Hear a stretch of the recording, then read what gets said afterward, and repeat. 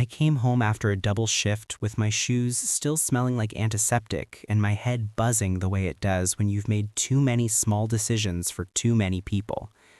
The porch light was on. That was the first wrong thing. My daughter always turned it off herself, like a ritual, pressing the switch with the seriousness of a job well done. Inside, the house felt staged, too quiet. No backpack by the door, no cartoon noise bleeding from her room. I set my bag down and waited for the panic to arrive, but it didn't. What came first was inventory. Couch, pillows straight, sink empty. The calm before the chart fills up. My mother was at the kitchen table. She didn't look up when I said my daughter's name.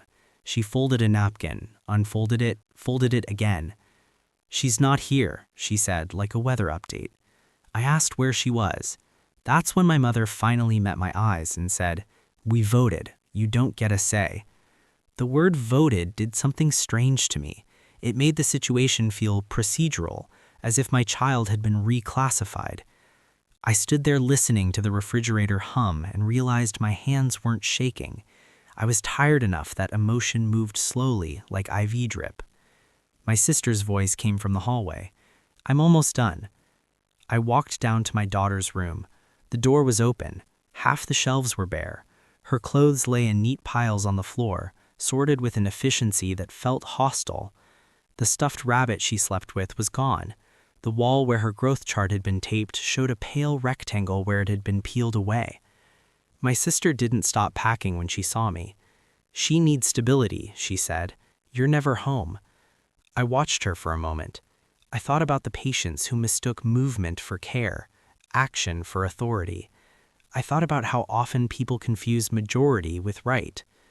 "Where is she?" I asked again. My mother appeared behind me. "With your aunt, just for a while until you were less stretched." There it was, the diagnosis delivered without exam. I could have shouted. I could have grabbed the bag from my sister's hands. Instead, I stepped back. I felt the shape of the day settle into something familiar. Assess, decide, act. "I need my phone," I said, realizing it wasn't in my pocket. My mother slid it across the counter. She'd already taken it. That finally let the panic in, but it stayed contained, like pain you can breathe through.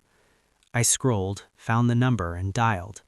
My voice sounded the way it does when I'm giving instructions to a resident who's about to make a mistake. Clear, flat. "This is her parent," I said. "My child has been removed from my home without my consent. I'm requesting a welfare check and return."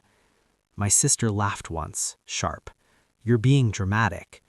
I ended the call and set the phone down. "No," I said, "I'm being accurate." Silence spread in the room. My mother opened her mouth, then closed it. I didn't explain. I didn't justify.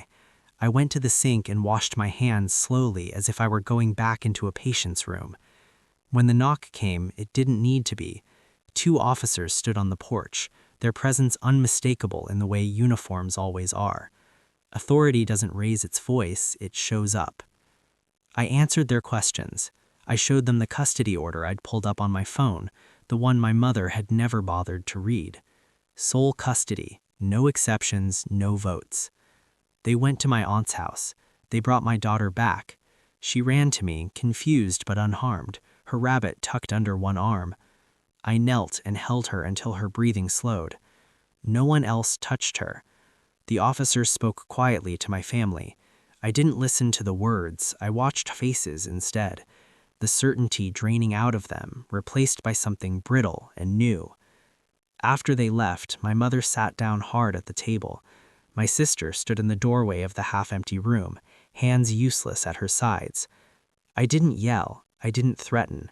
I picked up my daughter's clothes and put them back where they belonged. I taped the growth chart back on the wall, smoothing the edges. That night, after my daughter fell asleep, I sat alone in the living room. The house felt different, not broken, but remeasured.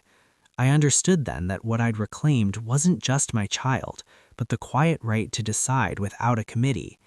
There was no celebration, only the steady knowledge that some lines once crossed redraw everything that comes after.